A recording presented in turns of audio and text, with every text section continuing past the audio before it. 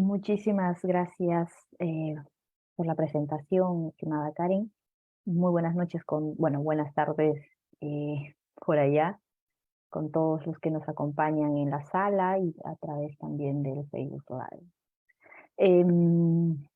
Luego de proceder con los agradecimientos, pues por haberme permitido en esta ocasión compartir algunas ideas respecto a una de las categorías de la teoría del delito, como es la antijuricidad, vamos a dar inicio a esta jornada académica preparada el día de hoy.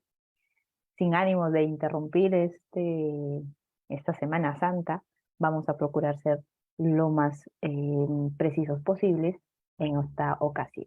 ¿Sí? Bueno, vamos a compartir entonces las diapositivas que he preparado para la sesión del día de hoy. Karen, ¿me puedes confirmar, por favor, que se visualiza adecuadamente? Sí, doctora, así se visualiza.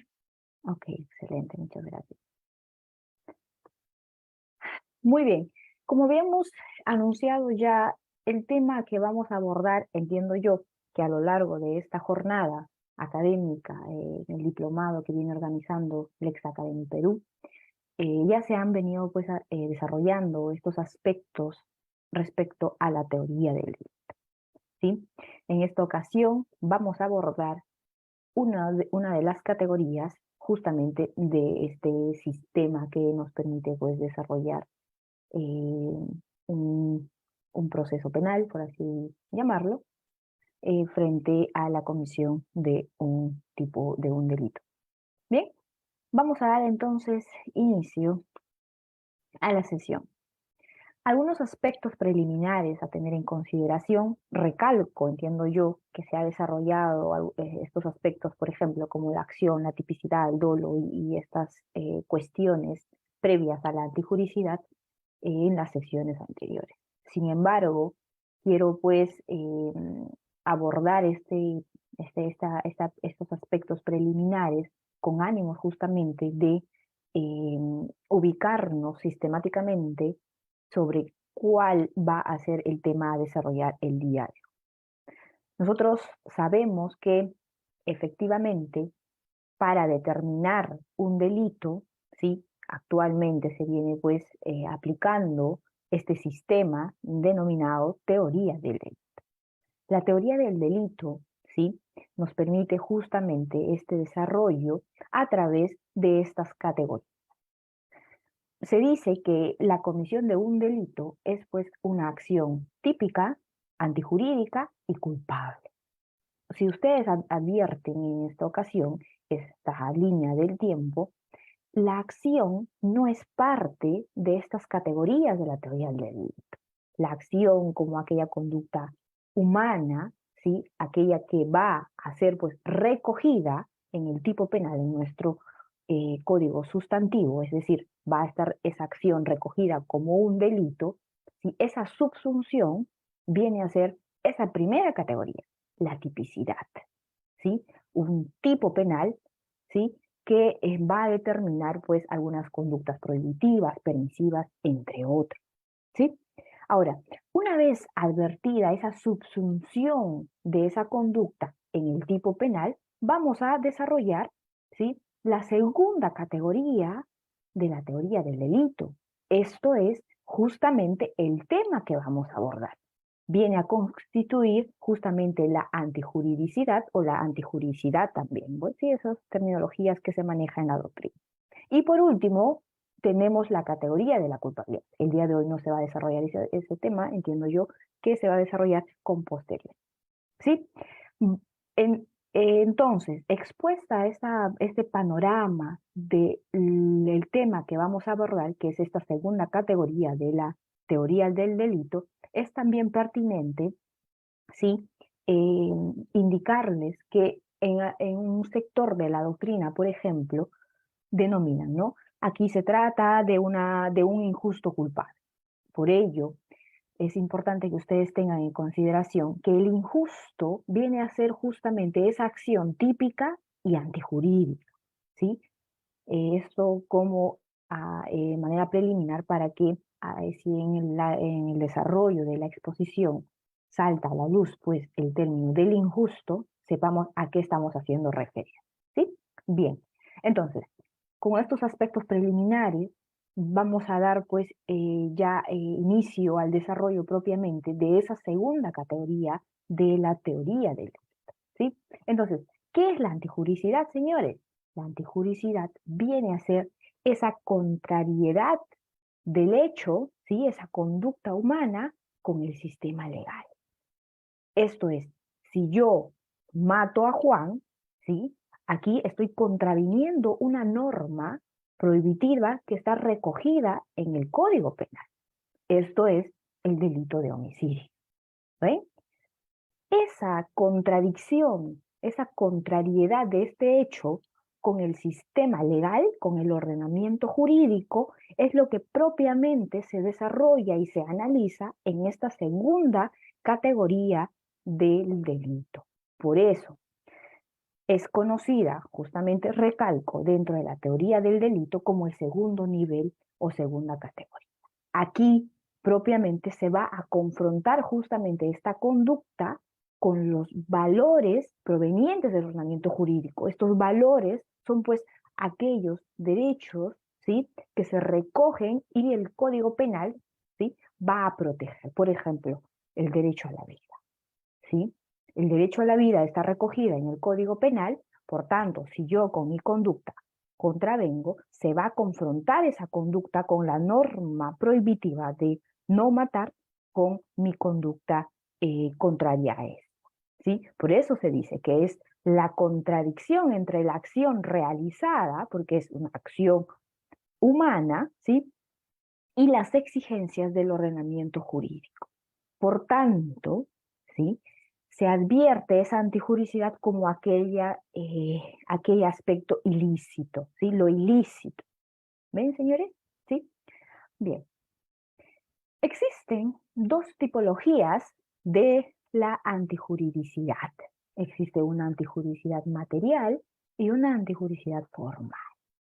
¿Sí? Aquí hay todavía pues algunos debates en la doctrina respecto si realmente existe la antijuridicidad material o básicamente estaríamos frente a la antijuridicidad formal como segunda categoría, ¿sí? Porque la antijuridicidad material, señores, de acuerdo a la doctrina mayoritaria, se ve pues cumplida o se advierte esa antijuridicidad material ya en la primera categoría de la teoría del delito, es decir, cuando yo lesiono o pongo en peligro un bien jurídico, cuando vaya a afectar ese bien jurídico, porque esos aspectos materiales objetivos se analizan en esa primera categoría. Por tanto, esa doctrina se indica pues que antijuridicidad es sinónimo de hablar de esa antijuridicidad únicamente formal. Pero aquí, a manera de que se tenga pues sobre la mesa estos dos aspectos, lo estamos desarrollando para su mejor conocimiento. Entonces, la antijuridicidad formal es aquello que acabamos de definir como concepto de esta segunda categoría del delito, como esa contradicción de la conducta con el ordenamiento jurídico, ¿sí? Esa contradicción, veníamos ya indicando, de esa conducta contraria a la norma, ojo, es menester justamente para este desarrollo tener en cuenta que existen varios tipos de normas. ¿Y por qué indico esto en el análisis de esta segunda categoría? Porque hay un aspecto importante y relevante que se analiza en esta segunda categoría, como son, por ejemplo, seguramente ustedes han escuchado, las causas de justificación. ¿Ven? ¿Y qué vienen a ser las causas de justificación? Si ustedes revisan el Código Penal, el artículo 20, ustedes aquí no van a encontrar, por ejemplo, que diga, el que mata a otro será reprimido con la pena privativa de tal. Aquí lo que te dice es, si bajo estos supuestos tú vayas a mermar algún bien jurídico, es totalmente ilícito. ¿Sí? Eso lo vamos a desarrollar un poquito más adelante de la sesión. Entonces, cuando se va a analizar esa contradicción de la conducta con el ordenamiento jurídico, también es importante revisar qué otras normas existen que puedan, ¿sí?, paliar o en todo caso eliminar, eximir esa conducta antijurídica o esa conducta ilícita que tú estás desarrollando. Es aquí donde nosotros advertimos esas normas permisivas.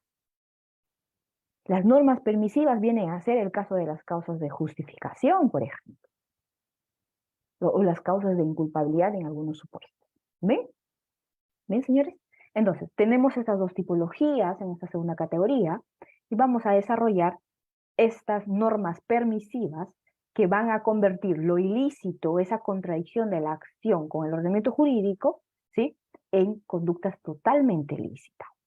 Y esas conductas o esas normas permisivas se las conoce, ¿sí?, como aquellas circunstancias que vayan a excluir la antijuricidad. Porque, ojo, no solamente están las causas de justificación como la legítima defensa, existen otros supuestos que nuestro Código Sustantivo lo desarrolla en el artículo 20. ¿Sí, señores? Entonces, ¿qué vienen a ser estas circunstancias que excluyen la antijuricidad? ¿Sí? Son pues circunstancias en las cuales, ¿sí?, esta conducta, decíamos, que contraviene, ¿sí?, que contraviene el ordenamiento penal, por ejemplo, mi conducta de matar a alguien contraviene al artículo 106 o en su caso el 108, ¿sí?, que viene a ser el asesinato del homicidio simple, ¿sí? Esa conducta que es típico, porque mi conducta se va a subsumir en ese tipo penal, ¿sí?, va a estar permitida por el ordenamiento jurídico. Ustedes dicen, Ani, ¿cómo funciona esto? Pues vienen aquí, ¿sí?, a ponerse en la balanza aquellas normas permisivas. Estas normas permisivas que vienen a ser las circunstancias que van a excluir la antijuricidad, más conocida como las causas de justificación, van a convertir aquella conducta de matar a alguien en totalmente lícita. Pero ojo, para convertirlo en totalmente lícito van a tener que presentarse, advertirse en el caso en concreto determinados requisitos o circunstancias que vayan a hacer esa conversión de lo ilícito a lo lícito. ¿Bien, señor? Entonces, las causas que eximen esta responsabilidad son causas que van a modificar la responsabilidad por la comisión de un delito. Ustedes recuerdan, aquí indicábamos, en la parte inicial decíamos, cuando una conducta, por ejemplo, el de matar a alguien, ¿sí?, se subsume en el tipo penal, decimos, ¿sí?, se abre la segunda categoría para el análisis de esa segunda categoría. Si hay ese cumplimiento de la primera categoría, señores, aquí funciona como una especie de escalera que te va a permitir subir al siguiente nivel. Y en esta segunda categoría tenemos la antijuricidad. Ahora, decíamos, esta conducta es típica porque contraviene al ordenamiento jurídico, por tanto es ilícito. Pero ¿qué sucede? Que aquí en la antijuricidad nosotros advertimos esa norma permisiva que decíamos que son las eximentes de responsabilidad. Tenemos una norma que prohíbe y una norma que permite. Bien, aquí lo que va a corresponder entonces, ¿sí?, seguimos con la explicación, van a ser pues estas eximentes de responsabilidad justamente al permitir esa conducta ilícita, van a eliminar, decíamos, miren, son causas que modifican la responsabilidad por la comisión de un delito. Si nosotros advertimos en esta segunda categoría del delito, ya no hay la necesidad de analizar la tercera categoría, porque esto funciona justamente como esas escaleras. Si yo no supero la primera categoría, no puedo pasar a la segunda categoría. Y del mismo modo, si yo no supero esta segunda categoría, no puedo pasar a hacer el análisis de la tercera categoría. Entonces, si existen estas eximentes de responsabilidad ya en la categoría de la antijuricidad, ¿qué va a corresponder? Pues aquí se tendrá que absolver en el caso en concreto o archivar el caso, porque existen estas causas que modifican la responsabilidad penal. Es por ello la importancia, señores, de hacer un análisis exhaustivo de estos supuestos, ¿sí?, sea desde la administración de justicia o sea también del ejercicio del litigio penal. ¿Bien? Entonces, seguimos. Las eximentes de responsabilidad vienen a ser esas causas que modifican la responsabilidad, decíamos, por la comisión de ese hecho ilícito, de esa conducta totalmente típica, ¿sí? También son, señores, circunstancias, decía, mira, no solo modifican, sino exoneran o liberan de responsabilidad. Tal es el caso del ya muy famoso, ¿sí?, esta institución que es muy conocida, la legítima defensa.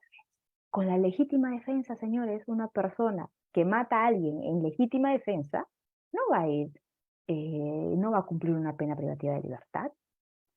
¿Por qué? Porque existe dentro de nuestro ordenamiento jurídico esas causas de justificación, esas eximentes que van a exonerar de esa responsabilidad penal. ¿Sí? Bien, sigamos entonces. ¿Cuál es la regulación de estas eximentes de responsabilidad penal, ¿sí?, en nuestro ordenamiento jurídico? Aquí es importante indicar que en el artículo 20, señores, no solo encontramos estas eximentes de responsabilidad que se analiza a nivel de esta segunda categoría del delito, que es la antijuridicidad, sino también existen, por ejemplo, como el numeral 5, ¿sí?, las causas de inculpabilidad. Vean, estamos hablando de causas de justificación que se analizan en la antijuridicidad, pero también se van a regular las causas de inculpabilidad. La inculpabilidad se va a analizar ya en la tercera categoría, solo si se ha superado esta segunda categoría. ¿Sí, señores? ¿Y cuál es la diferencia entre uno de estos? Esto sería ya un dato más aclaratorio para esto, ¿sí? Cuando se hablan las causas de justificación, por tanto, el análisis en la segunda categoría, como consecuencia se tiene, señores, que no se va a imponer una pena. No solo no se impone una pena, sino que esa conducta prohibida que decíamos que era matar a Juan, pero yo actúo en legítima defensa, se vuelve totalmente lícita. A diferencia de las causas de inculpabilidad que se analizan ya en la tercera y última categoría de la teoría del delito. En esta, ¿sí?, en esta última, solo, señores, se va a eximir o se va a impedir la imposición de una pena, pero tu conducta sigue siendo totalmente ilícita. ¿Ven la diferencia? En la antijuricidad, lo lícito se convierte, lo ilícito se convierte en lícito. Por tanto, no se va a imponer ninguna pena. Sin embargo, en las causas de inculpabilidad, recuerden, tu conducta sigue siendo totalmente contraria a la norma, sigue siendo totalmente ilícita, pero no te voy a imponer una pena, ¿sí? Eso seguramente lo van a desarrollar en las sesiones sucesivas para el tratamiento de estas categorías del delito, ¿sí? Esto a manera de graficar únicamente las diferencias entre estas causas de justificación y causas de inculpabilidad que vienen a ser las eximentes de responsabilidad penal. ¿Bien?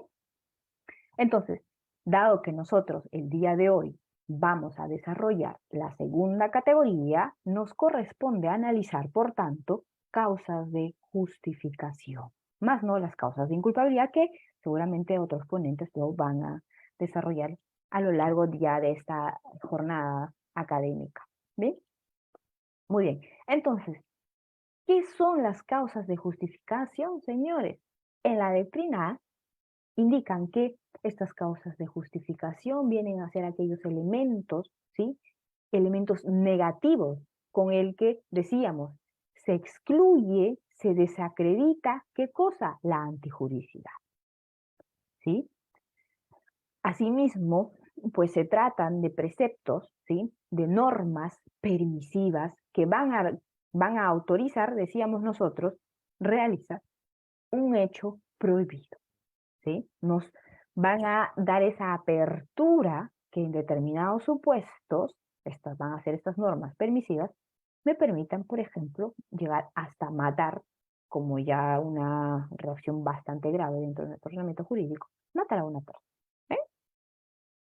Con eso, señores, no estamos dando carta abierta a matar. Ahora vamos a ver en qué supuestos, porque es bastante restringido justamente por la gravedad de esta permisión, ¿sí? No se da en todos los supuestos. Bien. Entonces, mediante estas causas de justificación, señores, se va a convertir este hecho típico, decíamos, como matar a alguien, ¿sí?, en perfectamente lícito y aprobado por nuestro ordenamiento jurídico. ¿Ven? No lo desacredita el ordenamiento jurídico. Estas causas de justificación tienen dos aspectos, señores. Un aspecto subjetivo, ¿sí? Este aspecto subjetivo, objetivo, vamos a desarrollar primero, lo que nos exige es que se esté produciendo una situación de justificación. Por ejemplo, que yo esté corriendo grave peligro de mi vida, por tanto tengo que matar a alguien. Y el aspecto subjetivo nos indica que yo, que voy a ejercer, por ejemplo, la legítima defensa, voy a ejercer esta causa de justificación, conozca, ¿sí?, de esa causa de justificación. Es decir, yo tengo que saber que estoy matando a esta persona en legítima defensa. ¿Sí? Sobre este aspecto subjetivo hay aún muchísimo debate en la doctrina. ¿Sí? Entonces, las causas de justificación, señores, son esos contextos especiales, ¿sí?, de actuación, ¿sí?,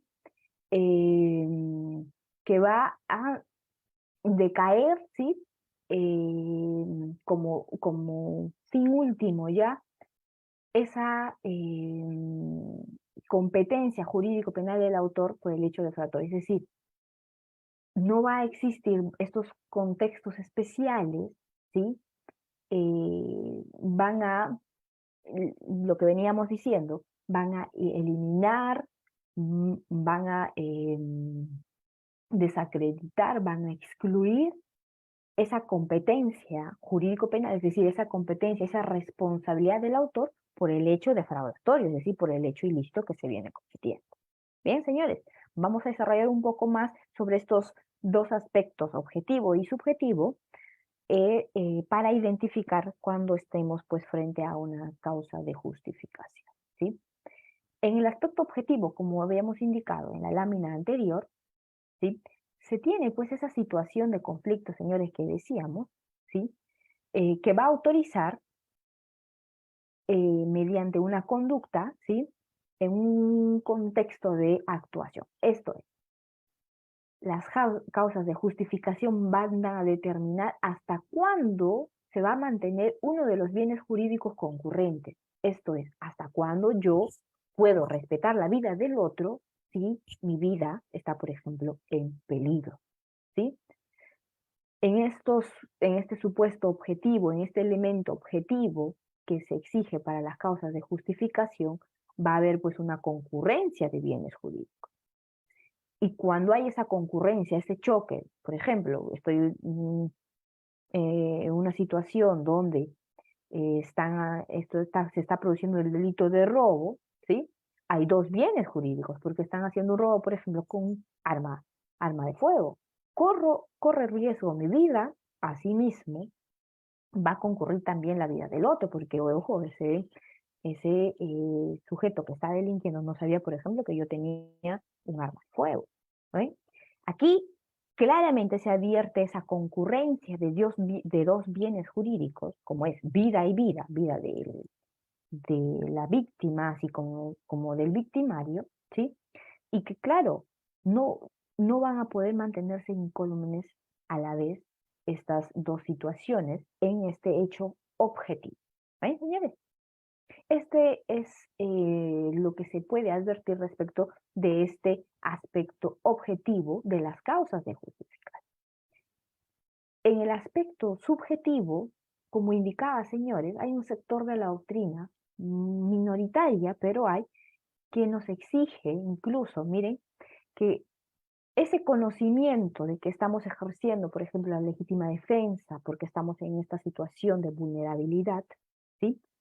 Que sea pues la exigencia del conocimiento de todos los elementos que pueda exigir, por ejemplo, esta norma permisiva, ¿no? Es decir, que se requiere, ¿sí?, que esa justificación, ¿sí?, esa actuación para la aplicación de esta causa de justificación sea de conocimiento pleno con todos los elementos, por ejemplo, típicos de esta norma, lo cual para el sector o la doctrina mayoritaria lo que nos dice es que no, haría falta únicamente ese conocimiento de estar en esa situación de necesidad, en esa situación de peligro, ¿sí?, para considerar que se cumple con este aspecto subjetivo de las causas de justificación, ¿sí? Esta es una posición intermedia, justamente, que no va a exigir más allá de ese conocimiento de la situación de justificación. No van a exigir el pleno conocimiento de cada uno de esos elementos de esas normas permisivas que yo pretendo invocar en un caso en concreto. ¿Sí, señores? Bien. ¿Y cuáles son los efectos de estas causas de justificación? Miren, los efectos de la causa de justificación son bastante interesantes. El primero y el más importante, quizás, cuando uno vaya a invocar las causas de justificación, viene a ser pues ese descargo, esa eliminación de esa imputación penal que se va a realizar frente a la comisión de una conducta típica. Es decir, por esa conducta típica yo solicito que se me desacredite, ¿sí? Que se modifique esa imputación penal. Decíamos nosotros que no se va a imponer una pena y asimismo esa conducta se vuelve totalmente lista. Ese es el efecto quizá más importante. ¿Sí? Ese levantamiento del carácter carácter injusto, recuerdan, decíamos injusto, nosotros qué era una conducta típica antijurídica, es decir, se va a levantar ese carácter de injusto del hecho, es decir, ya no es pues una conducta contraria al ordenamiento jurídico. Asimismo, miren, ¿sí? Esta modificación, esa desacreditación de esa responsabilidad penal, y es frente al autor, con mucho más razón, ¿sí? Los efectos van a decaer en los partícipes, en quienes, ¿sí? Hayan contribuido, pues, esa materialización de esa conducta típica. Es decir, si yo cometo un ilícito penal y alguien me ayuda a cometer ese ilícito penal, y si yo voy a invocar una causa de justificación y estoy dentro de ello y por tanto mi conducta es totalmente lícita, ¿sí? A los partícipes de esta también la eliminación, ¿sí? A consecuencia de ello, va a tener que modificarse esa responsabilidad penal. Bien, señores, esos son algunos de los efectos, pero ustedes podrían encontrar algunos más dentro del desarrollo tanto de los casos o la doctrina. ¿Sí? Entonces, una vez desarrollado qué es la antijuricidad, qué son las eximientes responsabilidades, una vez realizada esa diferenciación entre las causas de justificación y las causas de inculpabilidad, y abordado también un poco más pormenorizada lo referido, ¿sí? A las causas de justificación, vamos a desarrollar, ¿sí? Algunos de las causas de justificación más importantes, ¿sí? Recogidos en el artículo 20 de nuestro Código Penal. Bien, señores, vamos a dar inicio con la legítima defensa. Quizá pues la legítima defensa sea la causa de justificación por excelencia, o la más invocada, o la más conocida, la más famosa. ¿Sí? Vamos a dar inicio entonces. Algunos aspectos preliminares a tener en consideración sobre esta causa de justificación.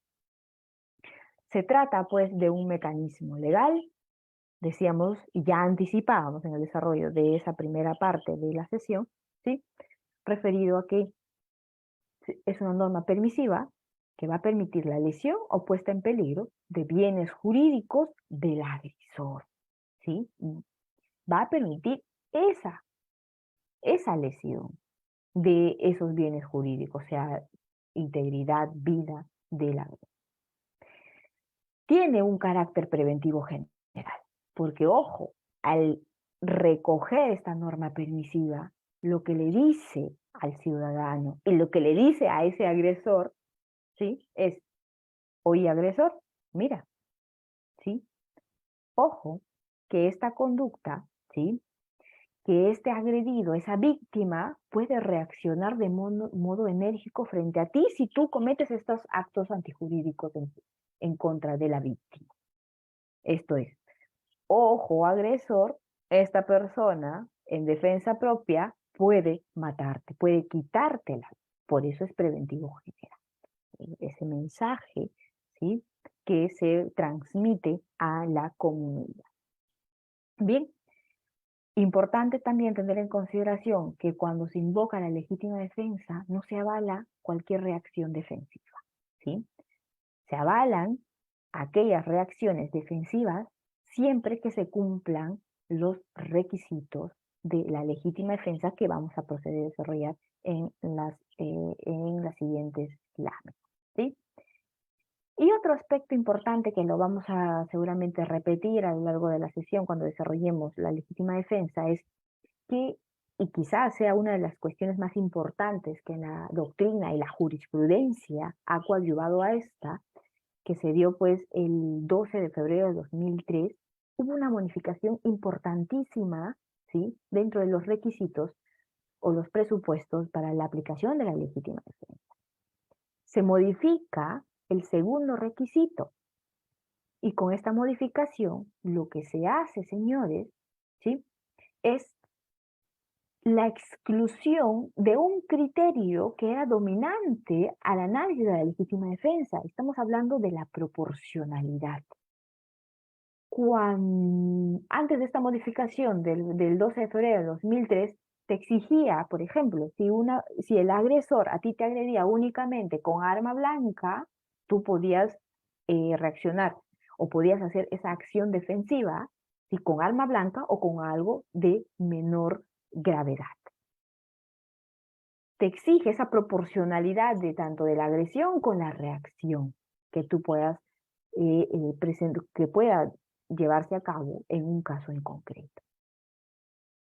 ¿Eh?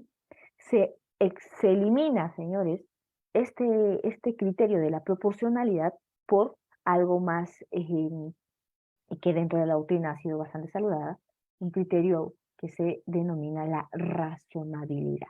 ¿Sí? Ahora lo vamos a ver, pero esto es un anticipo de esa modificación importantísima que se dio el año 2003 para el desarrollo de la legítima defensa. ¿Sí, señores? Aquí vienen los presupuestos, ¿sí?, para la aplicación de la legítima defensa. Tenemos como primer presupuesto la agresión ilegítima, ¿sí? Esa agresión ilegítima nos exige, y esto ya he recogido de la doctrina, es que tiene que ser real y actual, ¿sí? Ahora vamos a desarrollar cada uno de estos criterios, pero vamos mencionando. El segundo presupuesto para el análisis si estamos en un caso de legítima defensa o no es la necesidad racional. ¿Recuerdan que decíamos que hubo esa modificación con la proporcionalidad? Bueno, antes era la proporcionalidad del medio empleado para impedir o repeler, ¿qué cosa? Esa agresión ilegítima. Pero a partir de 2003 ya no se exige ello. Ahora lo que se hace analiza es esa necesidad racional del medio empleado para impedir o repeler esa agresión ilegítima, ¿sí? Se excluye justamente ese criterio de la proporcionalidad y claro, el legislador aquí nos da algunos instrumentos para analizar cuándo estaríamos frente a esa necesidad racional. Nos dice, para saber si estamos en esa necesidad racional del medio empleado, analicemos primero la intensidad y peligrosidad de la agresión. Es decir, analicemos ex ante aquí si esa agresión ilegítima, qué tan intenso, qué tan peligrosa es para la puesta en vida de una persona.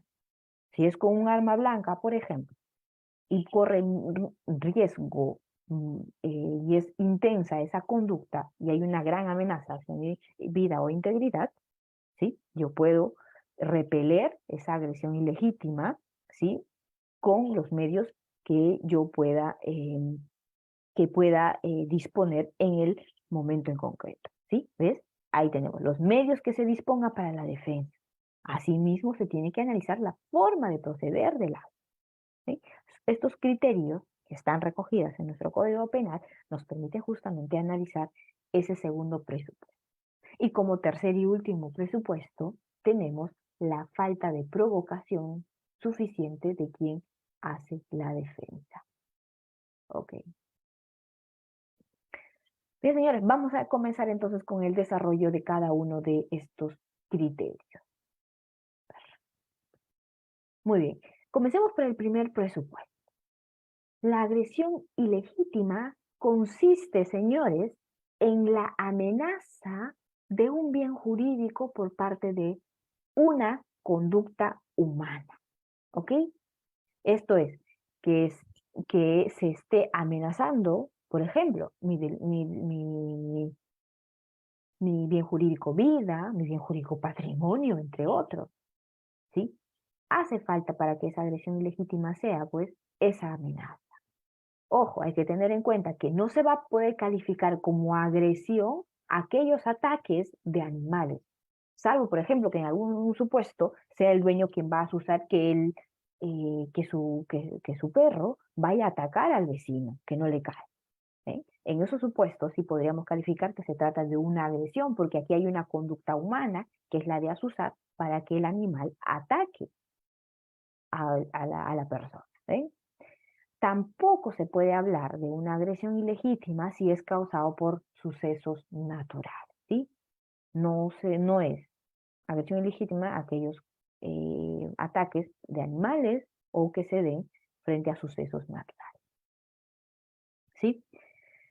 Em, Se exige también, señores, ¿sí? Aquí, por ejemplo, se habla de la legítima defensa putativa, esto es, para que se advierta una agresión ilegítima, tiene que existir en el mundo objetivo, es decir, que se realice esa conducta de la agresión ilegítima. Tiene que ser real. Si es que, por ejemplo, yo digo, estoy pasando por una zona oscura, veo a una persona que está caminando también y yo creo que me van a agredir y de inmediato voy y disparo a esa persona, a esto le llaman la legítima defensa putativa, porque yo creía que me van a agredir, por tanto me estoy defendiendo. Pero ojo, aquí no se está dando esa acción, no se está presentando en la realidad, solo está presentándose en mi, en mi imaginario. Por tanto, no estamos frente a la legítima defensa, estamos, sí, a esto la denomina la doctrina como legítima defensa putativa, ¿sí? Asimismo, esta agresión ilegítima exige que sea actual. Sobre esto, señores, actualmente hay una corriente bastante fuerte ya para que sea considerado pues de una forma diferenciada, con un enfoque de género, por ejemplo, estos aspectos de la actualidad. ¿Y esto por qué lo menciono? Porque la doctrina clásica para esos delitos comunes exige que también esa agresión sea actual, es decir, que sea inminente, que esté teniendo lugar o que prosiga esa agresión. Cosa que, por ejemplo, en los casos donde hay un maltrato habitual, donde hay una violencia de género, no se advierte normalmente, ¿sí? Ahora lo vamos a desarrollar, pero lo dejo sobre la mesa para que lo podamos desarrollar en unas láminas más adelante, ¿sí? Bien, entonces, este primer presupuesto es una amenaza a un bien jurídico por una conducta humana que tiene que ser real y actual. ¿Ven, señores? Ese es el primer criterio de la legítima defensa. El segundo requisito viene a ser la necesidad racional del medio empleado para impedir represalias. ¿Sí? Aquí se analiza, ¿sí?, esa conducta de la persona, ¿sí?, que está siendo agredida, de la víctima. Veíamos aquí nosotros el análisis del sujeto que va a ser el agresor, es decir, aquel que va a llevar a cabo, ¿sí?, la agresión ilegítima. Aquí se analiza en el segundo presupuesto cuál es esa respuesta frente a esa agresión ilegítima, es decir, la respuesta del agresor, ¿sí? Entonces, la defensa, señores, significa, ¿sí?, que entre las alternativas idóneas, ¿sí?, de las que dispone el agredido, ¿sí?, esta dice, la doctrina, el agredido debe elegir, pues, el de menos, el que cause menos daño, ¿sí?, que vaya a producirse al otro. Como habíamos indicado, si aquí se excluye esa valoración de la proporcionalidad, al análisis de la legítima defensa ya no se debe hablar de proporcionalidad, ¿sí? Para ello hay que analizar esa racionalidad en atención, decíamos, la intensidad de la peligrosidad del autor, ¿sí?, la forma de proceder del autor, los medios que se dispongan, ¿sí? Y por último tenemos como tercer presupuesto para la aplicación de la legítima defensa la falta de provocación suficiente de quien hace la defensa. Antes que se me olvide, debo recalcar. Para estar frente a la legítima defensa, señores, es necesario que se cumplan estos tres presupuestos. Si no se cumple, por ejemplo, con este último supuesto, no podemos estar frente a la legítima defensa. Por tanto, mi conducta sigue siendo totalmente ilícita. Si yo mato a alguien y no hay legítima defensa, ¿qué se va a imponer? Una pena. Es necesario que los tres presupuestos estén presentes. Si están presentes los tres, mi conducta se convierte en totalmente ilícita. ¿Eh? Entonces, en la falta de provocación suficiente, señores, ¿sí?, de quien hace la defensa, lo que nos exige es que ese agredido, ¿ven? Es decir, yo el que va a realizar, voy a repeler esa agresión ilegítima, ¿sí? Tengo ese derecho de repelerlo únicamente si yo previamente no he provocado esa agresión. ¿Qué pasa, por ejemplo, si yo voy y golpeo a alguien y le causo lesiones graves y luego este viene y me causa también lesiones graves y yo, frente a esa agresión, ¿sí?, voy y le disparo? En ese supuesto, yo he generado esa acción en primer orden. Yo ya no estoy en las condiciones de decir que soy la persona que está repeliendo una agresión ilegítima, porque soy yo la que ha cometido o la que ha provocado, ¿sí?, esa agresión ilegítima del cual pues he hecho una defensa, digamos, pues una defensa incorrecta en todo caso, porque no estamos frente a una legítima, ¿sí? Por ello, señores, esa provocación, nos dice, debe ser entendida como una agresión ilegítima ante el cual, dice, el afectado se defiende justificadamente con otra agresión. Yo no puedo justificarme si yo soy la que ha ido y lo ha golpeado, le ha causado lesiones graves, y frente a eso la otra persona también viene y me causa lesiones. Yo frente a esto no puedo decir estoy haciendo ejercicio de la legítima defensa, ¿sí? Si yo he creado esa situación injusta, señores, no puedo pues avalar mi reacción, ¿sí?, repeliendo esa otra vez, ¿sí? No, aquí se analiza ese aspecto. Entonces, la provocación va a consistir entonces en una conducta antijurídica que apunta, dice, a que el provocado reaccione para que luego, dice, pueda dañarle y deba ser suficiente para levantar la aplicación de la regulación de legítima defensa, ¿sí? Esto, por ejemplo, es un criterio bastante interesante cuando se analizan aquellos supuestos de violencia de género que vamos a proceder a hacer en la siguiente lámina. Porque en muchas ocasiones, señores, el marido maltratador va a alegar que ha reaccionado o le ha generado esa agresión ilegítima a la mujer maltratada porque ésta ha provocado esa conducta. Pero decíamos, no puede ser cualquier conducta el que se haya realizado previamente para que se acredite que ha habido falta de provocación suficiente. ¿Sí? Ahora lo vamos a desarrollar. Miren, vamos a proceder entonces de inmediato con el análisis de este supuesto. La pregunta entonces, tenemos, ¿es viable la aplicación de la legítima defensa en casos en que una mujer mata a su marido maltratador?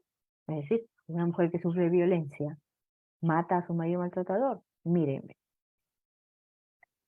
En esos supuestos, sí, es bastante saludable porque hay muchos avances para considerar que efectivamente cuando una mujer mata a su marido maltratador, estamos frente al ejercicio legítimo, en este caso al ejercicio de la legítima defensa. ¿Eh? Entonces, ¿cuál sería el análisis para el primer presupuesto de la legítima defensa? Decíamos que esa agresión ilegítima tiene que ser actual y tiene que ser real. Pero en aquellos contextos de violencia contra la mujer, señores, ¿sí? Ustedes saben, dentro de ese ciclo de violencia, ¿sí?, se dan pues, esta violencia es, por ejemplo, lunes, martes o de lunes a jueves, ¿sí? Pero hay ese ciclo de violencia, hay esa esa habitualidad de la violencia, pero no necesariamente en aquello supuesto, por ejemplo, que yo, María, vamos a decir, Joan, sufro violencia de género, ¿sí? Y mi marido, por ejemplo, sale todos los domingos y regresa y me agrede a mí y a mis hijos, ¿sí? En estos supuestos, yo uno de esos domingos sé que me van a violentar, sé que van a violentar a mis hijos, yo espero a mi marido maltratador, voy y lo mato. Este es el gran dilema para los legisladores. Dicen, ¿la legítima defensa te exige la actualidad? Efectivamente te exige la actualidad.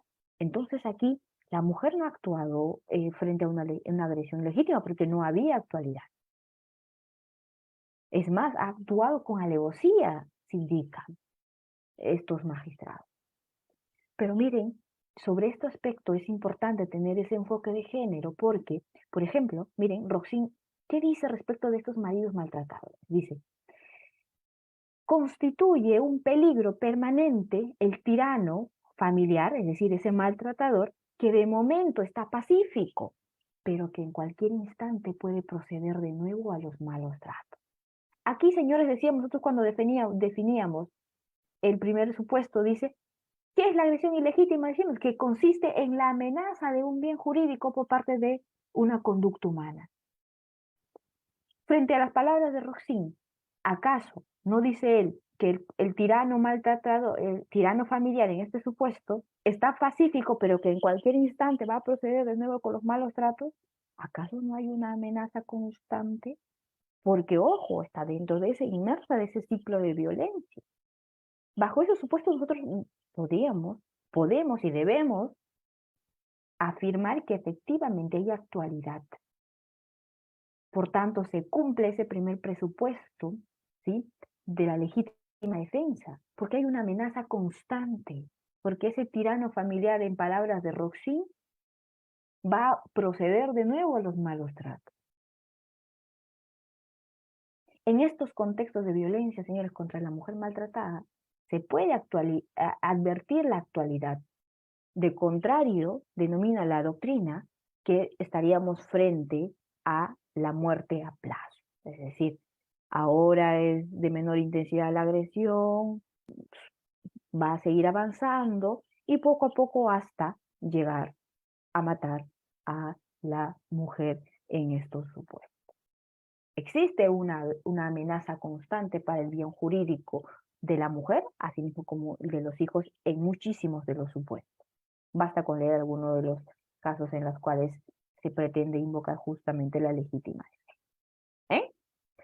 Entonces, superado, porque con esto podríamos nosotros darle el check a este primer supuesto de la legítima defensa. Superado este primer presupuesto, se procede a analizar la necesidad racional del medio empleado para impedir o repeler. Aquí, quizá el aspecto más importante que se exige es que a falta de esa preparación, de esa formación con perspectiva de género, ¿sí?, no se le puede exigir, por ejemplo, y estos son los comentarios que renuentemente se escuchan, que, pero ¿por qué no fue a denunciarlo? ¿Por qué no pidió ayuda? Señores, el proceso exige que sea pues un camino bastante largo. Y en muchos supuestos, la falta de formación, por ejemplo, de algunos policías que consideran que estos son temas privados, temas de familia, de pareja, estos actos de violencia, hacen que la mujer, al ir a denunciar y luego tener que regresar, luego de esa puesta en denuncia a su casa, la agresión sea incluso mucho mayor de la cual acaba de ir y denunciar. Esa falta de perspectiva de género no hace pues que se exija ese deber de huida que para los delitos comunes o los delitos clásicos, señores, se puede exigir el deber de huida. Es decir, ese deber de solicitar o ver otros medios para repeler esa agresión ilegítima. En estos supuestos, señores, no se puede exigir. Hace aquí pues una falta justamente de esa perspectiva o enfoque de género. De ese mismo modo, señores, no se puede exigir esa equivalencia de medios. Es decir, si yo dispongo únicamente de un arma blanca, como es un cuchillo, para defenderme, porque comparto una habitación en la cual la cocina y el dormitorio se encuentran en el mismo ambiente, no puedo exigirle a la mujer, oye, ¿por qué fuiste y repeliste esa agresión, por ejemplo, con un arma? No se puede exigir esa equivalencia de medios. Por tanto, damos el primer check a este primer criterio, decimos sí, hay una agresión legítima porque hay una amenaza constante, porque está ese ciclo de violencia. Hay una creencia razonable sobre la actualidad, esa inminencia de la agresión. Asimismo, existe esa necesidad racional del medio empleado para repelir, porque existe el primer supuesto, hay una amenaza contra mi vida, contra mi bien jurídico, vida, integridad. ¿Sí?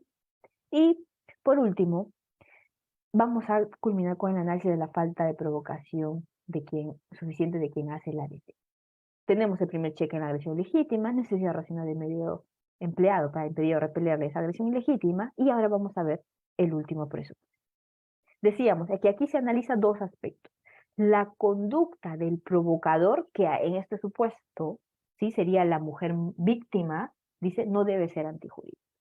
Y cómo sería la reacción del provocado, ese marido agresor, ese marido maltratador, si es previsible o no, que ha motivado justamente esa reacción defensiva que él señala, que él alega.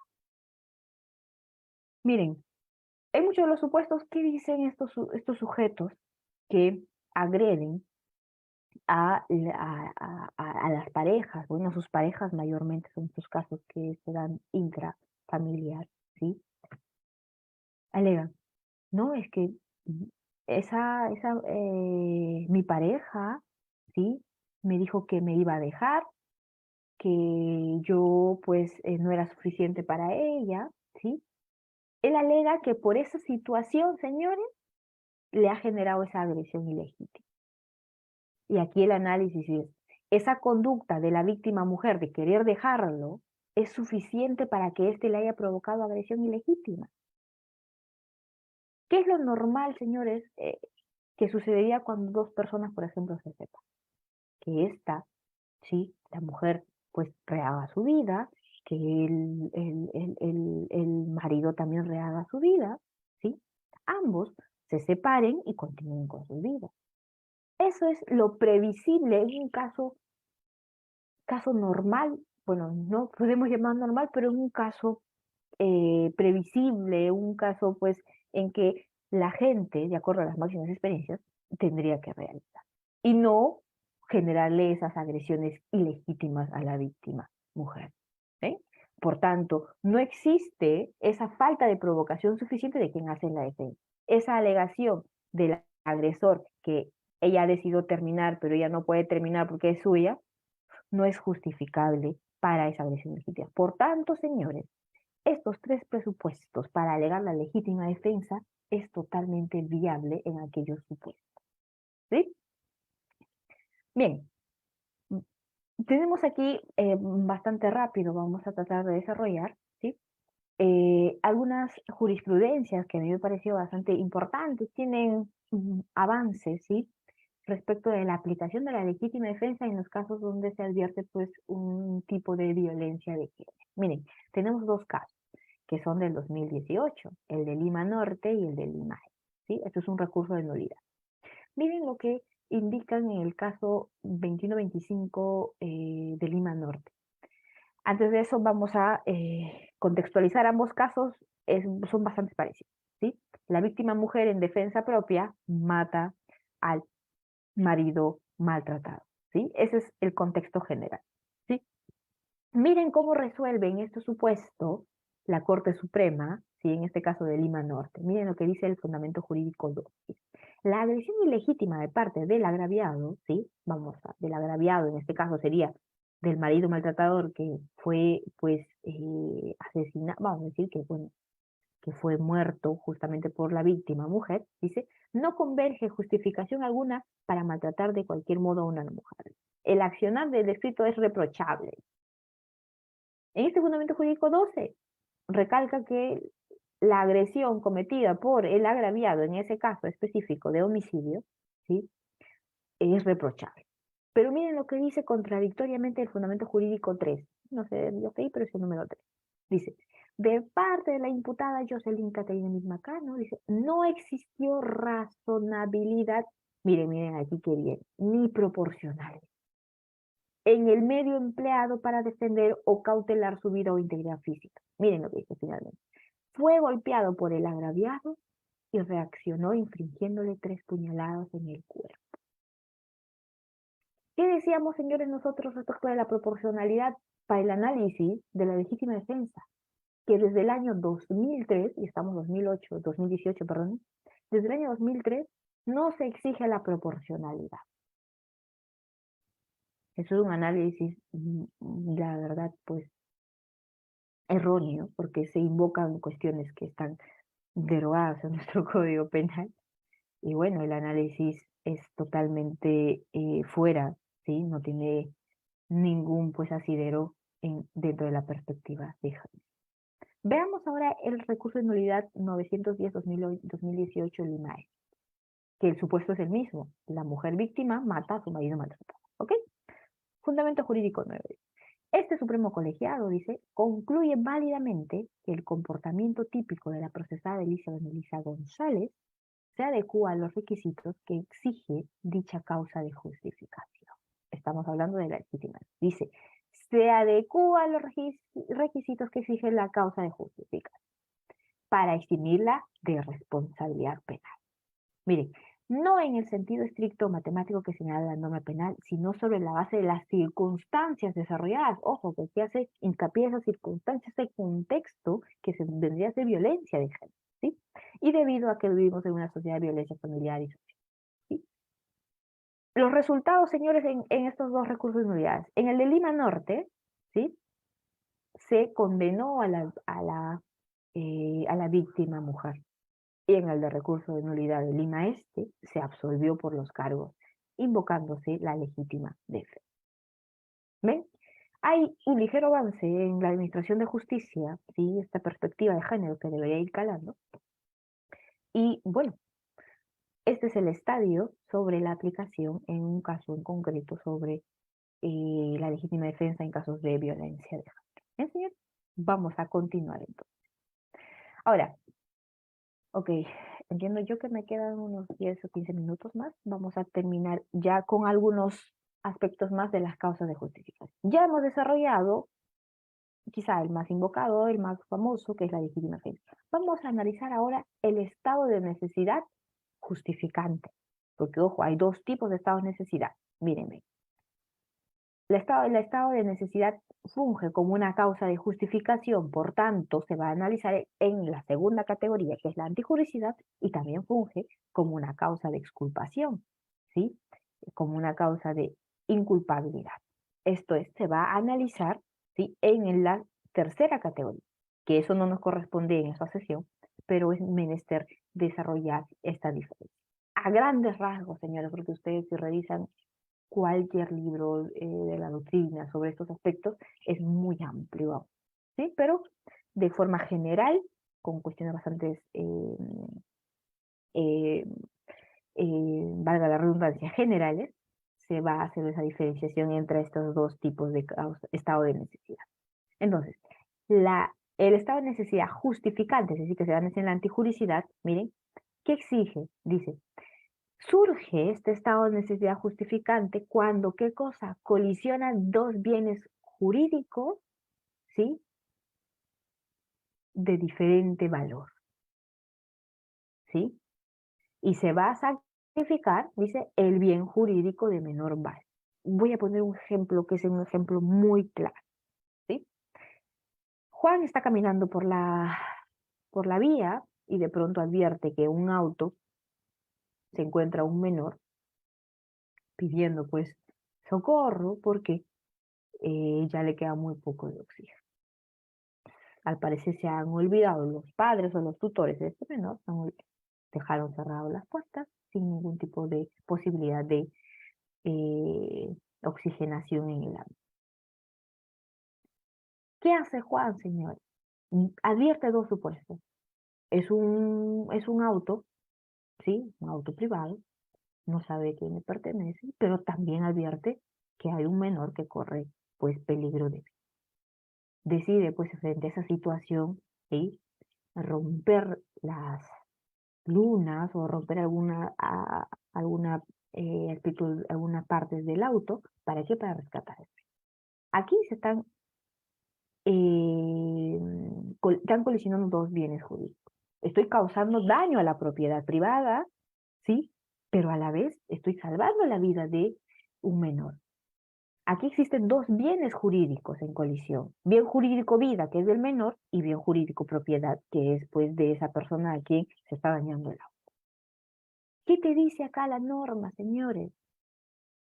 La norma te dice aquí, en estos supuestos donde colisionan dos bienes jurídicos de diferente valor, tú puedes sacrificar el de menor valor y no tienes que responder por él. Es decir, yo no voy a responder por los daños que voy a generar en el auto. ¿Por qué? Porque estoy salvando el bien jurídico de mayor valor, que es el bien jurídico vida. ¿Sí?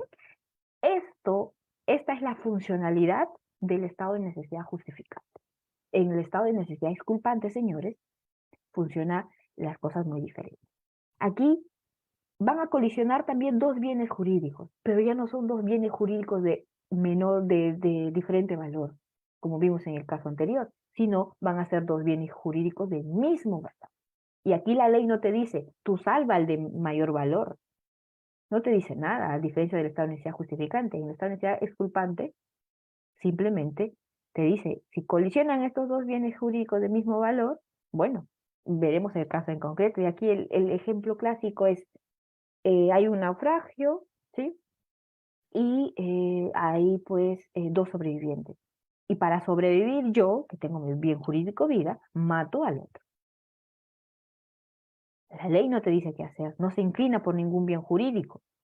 Bueno, pero te va a exculpar de responsabilidad, ¿sí? Porque estaba en riesgo tu vida. Dos bienes jurídicos de mismo valor están en riesgo. Y va a tener que salvar seguro, pero la ley no te dice cuál. ¿Sí? Estos grandes rasgos es un poco la diferenciación que se puede hacer del estado de necesidad justificante y exculpante, ¿sí? ¿Cuáles son los presupuestos del estado de necesidad justificante? Porque es el que corresponde, estamos analizando la segunda categoría de la teoría del derecho. Bien, tenemos como primer presupuesto la situación de necesidad.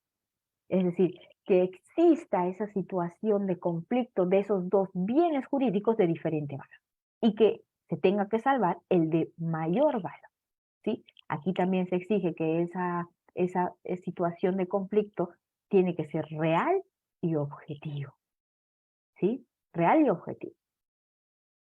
Y como segundo requisito presupuesto tenemos bien jurídico protegido, ¿sí? Y que el bien jurídico que se va a proteger tiene que ser el, el de mayor valor, ¿sí? Y que el mal que se vaya a causar, dice, sea mayor que el que se pretenda evitar. ¿Qué pasa si yo pretendo salvar a alguien y causo un daño mayor de lo que yo pretendía eh, salvar, por ejemplo? Digo, veo a mi amigo que está caminando y creo ver pues que lo van a atropellar, lo empujo y de igual forma lo mato, ¿ve? Ese mal que se ha causado para salvar la vida de este es mayor, porque él pudo haber simplemente salido lesionado del otro. ¿Ve? Son estos aspectos que se analizan en el estado de necesidad justificada. Asimismo, señores, y aquí por ejemplo es una gran diferencia con el legítimo defensa, es que se analiza también el medio que se va a emplear, que tiene que ser un medio adecuado para vencer el peligro. Aquí sí, señores, se analiza la desproporción. Si yo por salvar un bien jurídico, ¿sí?, que creo que es el mayor, desproporcionadamente utilizo esos medios, ¿sí?, no estaría frente a un estado de necesidad justificante. Aquí sí se analiza la proporcionalidad, ¿sí? Y por último tenemos que ese peligro, ¿sí?, sea pues insuperable de otro modo. Es decir, que ese sea el único camino por el cual, por ejemplo, que yo empuje a mi amigo para salvarle la vida. Si existe alguna otra otro medio para salvar la vida, yo tengo que ir por ese medio menos grave, ¿sí? Si es la inevitabilidad, es lo que te exige pues como cuarto y último presupuesto. ¿Sí, señor? Esto no lo vamos a tomar. Algunos retos sobre este aspecto sería pues que, por ejemplo, se incluya el enfoque de género, señores. El derecho siempre ha sido un derecho antropocéntrico, ¿sí? Y que, claro, nunca ha considerado, por ejemplo, los casos especiales de violencia de género, que es bastante reciente, ¿sí? Y que, bueno, la dogmática penal tiene que también, pues, adecuarse a a estos supuestos, ¿sí? Vamos a pasar ahora con el análisis de otra de las causas de justificación. Se habla del consentimiento, ¿sí? Vamos a tratar de desarrollarlo bastante rápido, porque me parece que estamos excediendo ya el tiempo que se me ha concedido. Bien, el consentimiento. El consentimiento como causa de justificación. Sobre esto, señores, existen tres teorías. En la doctrina lo van a encontrar muchísimo más, pero yo quería traer con ustedes estas tres teorías: la teoría del negocio jurídico, la teoría de renuncia del interés y la teoría de la libertad. La teoría del negocio jurídico dice, el consentimiento del ofendido viene a ser un negocio jurídico que tiene como afecto conceder al autor, es decir, yo le concedo a mi agresor, ¿qué cosa? Un derecho irrevocable a la infracción, es decir, yo le concedo que me agreda, por ejemplo, digo, por favor, golpéame, ¿eh? Estoy consentiendo. Y claro, esto es como un negocio jurídico que yo realizo con esta persona. Un negocio jurídico oral que le permito, incluso también escrito. Esto es lo que nos dice la teoría del negocio jurídico. Si tú has hecho ese negocio jurídico con esta persona para que te agreda, pues bien, no podemos sancionar como delito, porque esta es una causa de justificación. Esta teoría. Asimismo, tenemos la teoría de la renuncia del interés, es decir, la ausencia del interés. Es decir, que el consentimiento en este supuesto va a ser considerado como un signo de renuncia del interés por parte del titular del bien jurídico. Es decir, yo renuncio, ¿sí?, a la protección de mis intereses. Es decir, yo renuncio y consiento que me lesionen mis intereses jurídicos. Es muy parecido a la teoría del negocio jurídico, pero hablamos aquí del interés, ¿sí? Y tenemos por último la teoría de la libertad. Aquí, ¿qué es lo que se analiza? Que yo, haciendo uso el ejercicio de mi derecho a la libertad, voy a disponer de mi bien jurídico, por ejemplo, para que eh, se me cause algún daño. ¿Sí? En estos casos, lo que pretenden estas teorías es decirnos, en conclusión, que si yo voy a consentir, sea por negocio jurídico, renuncia del interés o a las teorías de la libertad, ¿sí?, y bajo ese consentimiento a mí se me comete algún ilícito penal, esto es una causa de justificación porque yo he accedido, he dispuesto, ¿sí?, he negociado que se me cause esa agresión. ¿Eh? Esto nos dice las teorías respecto del consentimiento. Entonces, el consentimiento como excluyente de antijuricidad, señores, es importante diferenciarla, ¿sí?, también como excluyente de tipicidad. Cuando hablamos del excluyente de antijuricidad, ¿sí?, aquí en estos supuestos, ¿sí?, el consentimiento de la víctima, dice, tiene lugar en hechos que atacan un bien jurídico del que puede disponer su titular, pero cuya lesión no desaparece por virtud del consentimiento. Por ejemplo, el que daña, destruye o perdón, inutiliza una cosa con el consentimiento de su propietario. Por ejemplo, me dice, oye, Ani, llévate mi auto y bueno, diviértete y choca mi auto. Aquí me están consintiendo, me dicen, sí, a raíz de esto, me consienten que yo dañe el auto, no tienen por qué denunciarme por delito de daño, por ejemplo. ¿Eh?